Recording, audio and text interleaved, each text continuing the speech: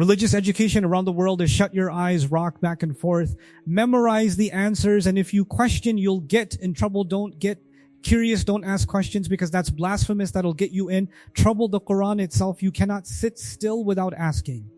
Questions you, Allah won't let you be. He'll put a question, He'll inject. You with a question and He'll make you lose sleep and make you ponder. Let's begin with the unique beginning of which is It begins with the letter K and what's argued about the meanings of the. Letter K is as follows. The first and most convincing of those questions is answered by the following. Only Allah knows what that means.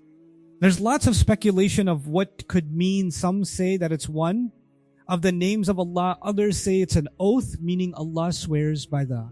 Letter Saka itself is an oath. Others say it's a challenge, meaning Ka is. Just saying the name of a letter, sending shock waves to the Arabs. How is this man who doesn't even know how to read and write saying the name of a letter? Because he's not supposed to know the names of letters. No, because he's literally unlettered. He could know the syllable, but why does he know which actually sends the message that he's educated, that he's being educated, he's learning? Then it raises the question, who's his teacher? And then the answer comes, the teacher is Allah. Right. So that's one way of some interpreting it. Others say that these names, these are all names of the surahs they start with. That is less convincing only because there's like multiple al-Mays, right? So if they're names of surahs, then the point of a name is to make something distinct from something else, right? And that wouldn't serve that purpose. So yes, they are in fact something only Allah knows. There are some unique things about, I don't think this is the right time to talk about them. I'll just say a few things you know the vast. Majority of the time these letters occur, al, if, el, you know, and etc. You'll notice that they're immediately followed by a statement about the Quran. Like Allah will say something powerful about the Quran. For example, He sent the book down to you. Notice, even if I don't translate what word, will you hear over and over again, kabab or Quran kab was book, and the written, and Quran is the recital, which is referring to the same over and over. It's going to either be, or it's going to be Quran, or it's going to be tanzil, okay, over and over again, okay. Now there are only 3. Surahs that begin with a single letter N and Sad, Noon and Sad. Actually, I'm going in reverse order. The first in the order of the Quran is Sad. Then there's Noon, okay. And interestingly enough, when they're one letter, they're actually one ayah. So they're not a separate. By themselves, they're merged with what's coming. So is one is. Only so they come together. If you compare this to what happens is by itself. And then there's an ayah, okay. So when it's one letter, then it's merged together. When it's 2 letters, for example, why those are separated. A separate I, okay. Now what's really also pretty interesting is that S is I swear by the Quran, followed immediately. S, I swear by the Quran. Also, I swear by the Quran. Noon, I swear by the pen and what they write. And most scholars agree this is the revelation of the Quran being documented so that it can be sent down, from the original manuscript that is with Allah. It's copied and then sent down. So each of these surahs begin within both by the Quran. Each of these surahs end. The surah that we're studying today is going to end remind with the Quran. Remind. Is geek to end. It's only a reminder. No will end it. Is nothing but a reminder. Remind. They begin the same way. They end the same way. They're dispersed in the Quran. They're in 3 different places there. Different surahs, but they begin the same way and they include similar statements in them. As a matter of fact, even a very similar ayah to this occurs in It highlights another dimension of the same problem, which I haven't translated yet. Now I want to get straight beyond the letter and and I want to get to the oath itself when Allah says, Ma, I swear by the Quran, and then it's given the attribute masjid uniquely. In the Quran, the word masjid is used to describe 2 entities, the Quran. The Quran itself is described as Ma, here and elsewhere, right? And then of Allah, the grand throne of Allah is also called masjid. So the 2 things that are called masjid are the, and the Quran, right? Those are the 2. Okay, now we're going to dig into the word made a little bit later, but first I want to tell you what this oath means. What's the purpose of taking an oath in most societies, an oath is taken for the purpose of testimony. For the purpose of testimony, I swear to tell the truth, nothing but the truth, most of the truth, so help me God and my lawyer, etc. Right, so the idea of an oath is to take testimony. That's the context in which it occurs. It also is used to convince someone of either what happened or what's going on or what's going to happen. I swear I was sick, that's why I didn't come. I swear they're already here. I swear I'm going to come tomorrow, whether it's the past, present, or future in order. To convince someone, you take an oath that's something ancient, and it even happens today. So the first context in our usage in language across societies is that of testimony, and the second usage of an oath is to convince. And it's typically used when you convince someone who's not believing what you're saying, meaning if you just said, I'm going to be there tomorrow, it just wasn't enough for them. You had to say, I swear to God, I'll be there tomorrow. You had to add that in right. So it was as though this was going to add some kind of credibility to what you're saying, and you had to stake your credibility on the claim now in. Arabic literature oaths, additionally, serve another function. We're not getting to the Quran yet, so the first thing I wanted to share with you is some things about oaths in general, and then the next thing is about oaths in Arab culture, in addition, meaning Arabs also use an oath too. Convince you, Arabs also use an oath and testimony, but then an additional usage for the Arabs is actually to get your attention. So if you guys were all talking right after Jummah prayer, and I was trying to get your attention. Excuse me, could you please pay attention over here? Just have one announcement. Or if I was Arab, what's up? The oath is actually a kind of listen up. It's a kind of shut up and listen for the Arab and Arab literature. And the thing is, you don't just say I swear, you say I swear but something. You say I swear by something. So when I was pretending the Arab line, I said, so what did I swear by? I swear by Allah, but the Arabs before would say, I swear by the morning that's coming, I swear by the night, I swear by our enemy. Whatever they swore by is actually their way of getting your attention. How nowadays on your phones, you have different ringtones for different people, right? So if a certain family member calls you, you hear like alert and skulls show up on that. There are certain ways of communicating certain messages. Well, they'll swear by something to give you an idea that they want your attention, and it's important, and it kind of has to do with the thing that they're swearing by. So if they say, I swear by the morning something bad is about to go down, when in the morning, listen up, this is urgent. Because morning is near, you got it. So this was their way of garnering your attention. Sometimes they would do this not just to make you think. This is associated with what's coming or what it's related to, but also they'll swear by something that is important to you or that is grand you.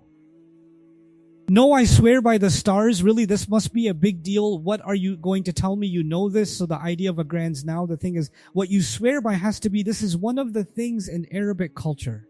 What you sar by technically had to be greater than yourself. Remember, one of the functions of taking an oath is to convince someone because your own self was not credible enough, so you have to call on something that is more credible than yourself. I swear by my mother, you're saying my mom is much more credible than I am, and you don't have. Two, believe me, but come on, give my mom some credit, and now believe me, you. See what I'm saying? So when you swear by something, typically you swear by something greater than who yourself, and you do that because that your credibility wasn't enough. You're using the object's credibility. That's called in English literature, we'll call it the object of the oath. You use the object of the oath.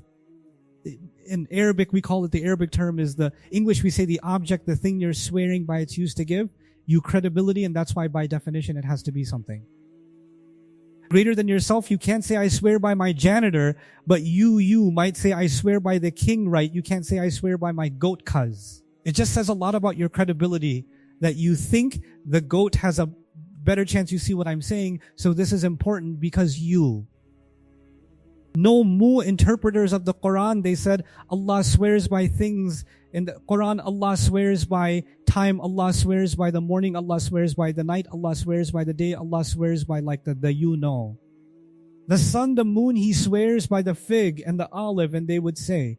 Then the MU would say, well, Allah swearing by the fig means the fig is, really important, you may have heard this before, or Allah is telling you how grand the sun is by swearing by the sun, or He's telling you how amazing the moon is by swearing by the moon. Other scholars went on to criticize.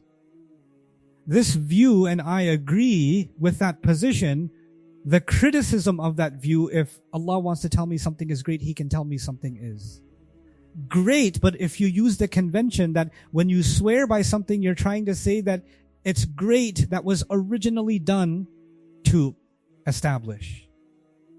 What credibility, so you swear by something greater than yourself, guys. Sorry for the interruption in the middle of this lecture. Just before you continue, I want to let you know and encourage you that I want you to sign up for bb.com and help others sign up, or even sponsor students for bb.com, so we can create worldwide communities of students that are studying the meanings and the benefit and the wisdom of the Quran and our spreading that in their own circles. Thanks so much. Allah does not swear by something because it's great, because that would mean He needs it. For credibility, He doesn't. He's above that you get it. So there must be some other function, other purpose for which Allah swears you understand. The other thing that Hamfari, one of my heroes in Islamic studies and Quranic studies, argued is, so what if it's great? What does that have to do with the surah? The fig is great, the olive is great, the mountain of sin is great, the city is great, human beings were created in the best form. What does the fig and the olive and Mount Sinai being great have to do with the how does that change? And by the way, you can make them great. Why? Don't you take these oaths and put them in and put the oats in over here? You know, the horses that pant and they go, they're great. And I swear by them, as sparks fly out of them, they're also as the sparks fly. That's also great. It's like you could put them in any, they'll still be great. That's the point of them. There's no point in actually using them. In a particular surah, if the only purpose is to say they're awesome, there's got to be something more. And this is where the idea, H's idea goes far. And then there are other people like B, I just read recently. I read the article, Sharif, that you sent me, but I also read her own writings on the subject. Basically two things, and I can combine both of them to present that view to you. H. Far Ising saying, just like actually kind of alluded to that when Allah swears by something, He's making you pay attention to whatever it is that He swore by, because whatever He's going to say after that, He's mentally preparing you for it. He's actually using it as evidence for what He's going to say. So the object of the oath is actually a kind of proof. It's a kind of proof. He would say two things. He would say it's a kind of proof and it's a kind of witness. So for example, to make this easy for you, because it sounds like up high in the sky, I swear by time, humanity, human beings, each human being is in loss. Yeah, he'll say that time is proof that human beings are in loss that Allah has made by swearing by time. He has made time proof that human beings are in loss. He will also add that by swearing by time, Allah has made time a witness. So I would interpret time as witness. That human beings are in loss, there has been no greater witness to the loss of humanity than what thing time you understand. And so he'll use this approach to interpret a huge number of oaths in the Quran. This works for many, it doesn't work for all, but certainly is a much more plausible approach to the study of oaths. I would argue actually not only is it evidence, or not necessarily is it evidence, but it's actually mental preparation for what's coming.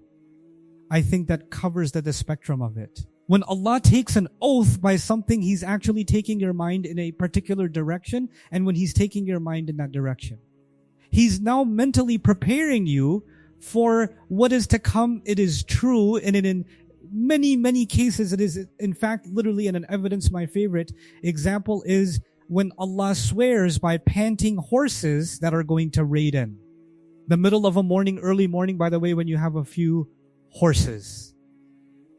to raid the village or raid the enemy, then you should have more horses, but to swear the oath is done of very few horses. And if you have very few horses, the best time to attack is in the middle of the night, because you can use the cover of dark to get away, but it's there. They're raiding in the morning time, they don't care, and you should raid on the sides, not in the middle. You should raid on the outskirts, but he says they go right and penetrate all together into the middle. And if you just have a few, because you have a few, you should disperse. But they're they stay together, and they going like it's death, literally. Right? So it defies the logic of a raid, that oath, and Allah is saying, these horses, cause it's not about the riders. Actually, the oath is about the horses. The horses are showing suicidal tendencies in order to be loyal to their riders' animals, run from danger animals by nature, get away from death, these horses, just because their rider tells them to march, are marching into what even they can see as death. What an incredible show of what loyalty, and that's why the very next statement sinks into the mind. No doubt the human being is truly disloyal to his master. Like, that's the point that's made. Look, learn from the loyalty of the horse. So he brought to mind the concept of loyalty and used it as evidence against the disloyalty of the human being. You see what just happened there. It's remarkable what he did there. So now there are two things. Let's take a step back and understand what we're doing in there. Are two things. There's the object of the oath, which in the example I just gave you was horses.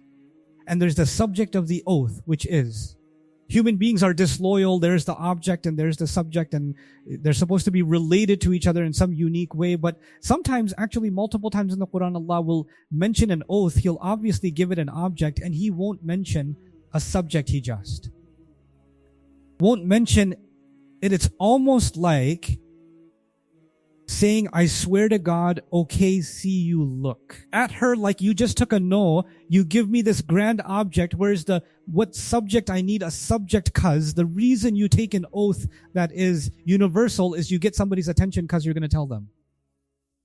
He'll get your attention. Hey, listen here, I swear by this really important thing. And then he won't tell you. Nothing will just move on, and you're left, what do I do now? That is what happens. And we believe in the unseen. I swear by the Quran, full of grace, full of majesty, full of dignity, full of nobility. I'll get to the word masjid still. I swear by that Quran. I call upon that Quran as evidence. That Quran is witness. The majesty of this Quran is witness. The nobility of this Quran is witness. And I'm listening, going, witness to what you swear by this. And what are you going to tell me now? If you compare this, the closest comparison to this in the Quran is actually, I swear by the Quran.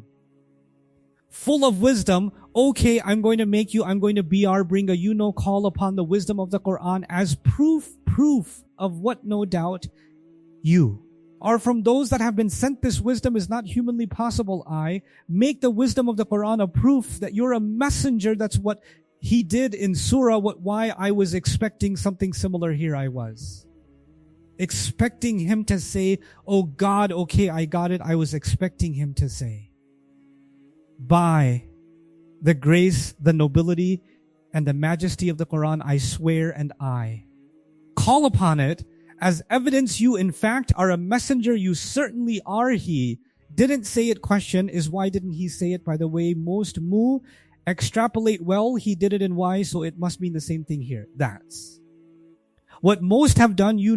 They draw the evidence from and say, well, he, by the object of the Quran, he meant that the Prophet is in fact a messenger. He must have meant the same thing here. I don't disagree. My problem though is this is Makk Quran, and there always is going to be two audiences for Makkan Quran believers and disbelievers. Quran, you can argue the primary audience is who believer, but it's very likely somebody's listening to this Quran that has never heard Quran before, or has heard very little of the Quran. I heard very little of the Quran.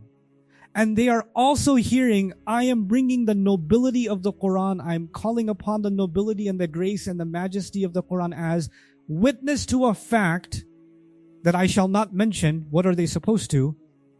think because they don't know, my point is a lot of people that are going. To be listening to this in Makkah at the time it's revealed are not going. To say, well, no, I remember it was, I can make that connection over Mukhan.